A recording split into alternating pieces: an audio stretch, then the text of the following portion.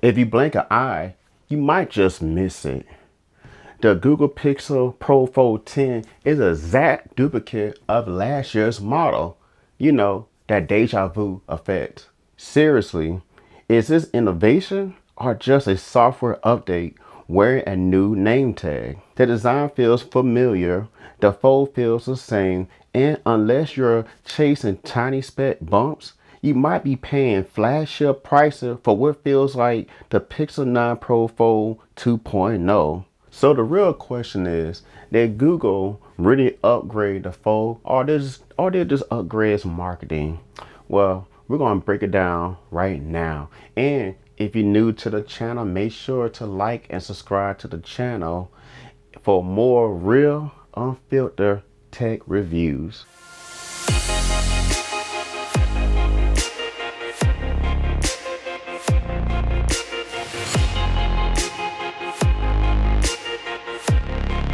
Now let's be honest, the Pixel 10 Pro Fold is gonna give you that wow type of feeling. Consider the fact it's just a straight copy and paste of last year's model. I mean, I'm just keeping it real with you. It's a simple copy and paste. Everything is mainly the same. It has the exact same camera system, the same external display and internal display. It's a true replica of last year's model, nowhere near a groundbreaking redesign. There are some minor changes that we should consider. But first, I do want to say thank you for all my loyal fans for checking out all my content. It means a lot to me. And my goal for the end of this year to reach 5,000 subscribers. So please, subscribe to the channel and like the video, like all my videos, because I mean that I really appreciate that. It means a lot to take the time to write a review and, review a device and get you guys feedback by just liking, leaving comments, and even subscribe to the channel. So I just want to thank you first. But let's go ahead and hit 5,000 subscribers by the end of this year. Let's get back into the video. Now, what makes a Pixel Fold 10 Pro a better experience? Is there a new and improved Pixel Snap, which uses G2 magnets inside its internal hardware? There's a new hinge with a new feature design which claims to improve robustness and claims over 10 years of usage. The most exciting news is an IPX68 water and dust resistant, which is a first for a foldable. How this feels in my hands, I really like it. Does feel sturdy, it still feels premium, just like last year's model. So, and you can still feel the weight of the device. So, I mean, at the end of the day, you're gonna get a premium feel for this device. So that's all I really have to say about it. The cover display is still around 6.4 inches with 120 hertz and still very usable compared to some of other foldables that feel cramped on the outside. You're still getting the large internal OLED display when unfolding around 8 inches with a smooth 120 hertz refresh rate. Brightness has been improved slightly. Google says it peaks higher outdoors, and that's nice, especially if you use your phone outside a lot. But again, it's the same size, same proportions, and the same overall experience. So you're not gonna get like that, man, this feels so great from last year. Not gonna get that. We're hoping for thinner bezels, redesigned aspect ratios, or a major redesign. That's not happening here. Hopefully it happens this year. The new processor is focused heavily on AI performance and efficiency. You still get 16 gigs of RAM, which is great for multitasking, especially on a foldable where you're running multiple apps side by side. In the real world use, you'll probably notice slightly better thermals, better optimized battery, faster on-device AI features, and smoother multitasking transitions.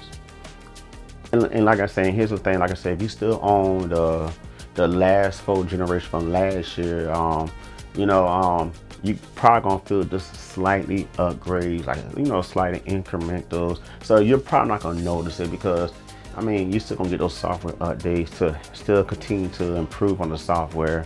I'm just saying. And I may add that I hate the fact that you cannot have 3 different screens up at the same time and a pop-up screen like the Z Fold 7, which is very frustrating considering you're paying a premium price tag of $1,700. The battery size gives a minor bump, just over 5,000 milliamp.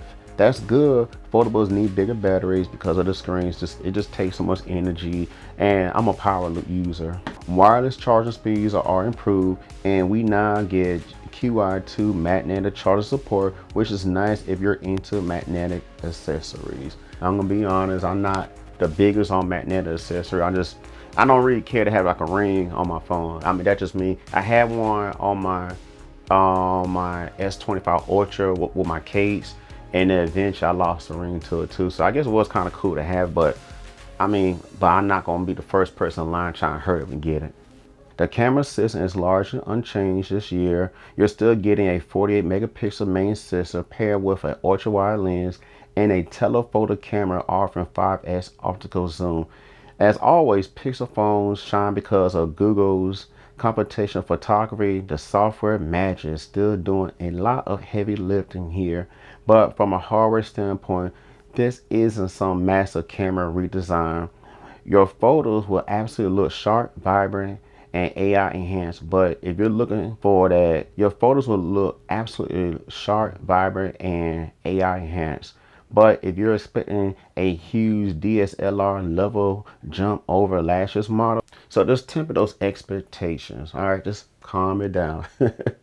So here's my controversial take. Like I said, if you already own last year's model, it's really not worth upgrading. And I mean, if I'm gonna be completely honest, I'm not gonna just throw Google under the bus.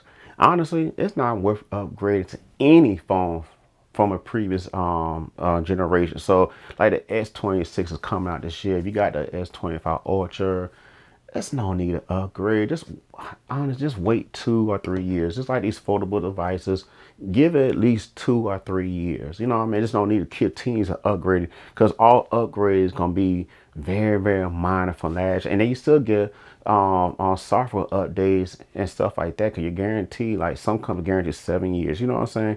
So don't just jump because it's brand new. Don't get caught up in the hype. You know, we all get it. You know, I'm an enthusiast, so I may get the S26, or well, I am gonna get the S26 Ultra, test out some of its features compared to S25. You know, but outside of that, there's no need to upgrade from a previous year for the new year. You know, because my opinion, you're just wasting money. I'm just saying. So what do you think? Do you think Google is playing safe for this year's model? And do you think that Google should just go all out? Because like I said, Samsung, they're going all out with all the different foldable phone. They got a trifold, they got all kind of foldable, and then Apple having their first foldable this year as well too. So I just think that Google should just go all out. Just go all out with design, with everything. But like I said, you tell me in the comments below, and let me know if my opinion, you know, my breakdown of the phone about some of the things it could do was helpful for you, to help you decide if you want to upgrade. But if you want to upgrade from like the original Pixel Fold to the 10 Pro, you know, I was like, it's still kind of like iffy, you know what I mean? You know, 'cause I do like that small passport design. You know, I do like that design, just saying. But, you know, I just think that maybe in 2026, this year, maybe Google will have something that's going to be like, oh, wow, this is really cool. But just let me know what you all think in the comments below. And again, if you made this far, then just go ahead and hit that subscribe button. Remember, my goal for the end of this year is hit 5,000 subscribers. So, you know, so spread the word, share the review, like the video. I truly thank you all. Well, until next time, guys, I'll see you guys later.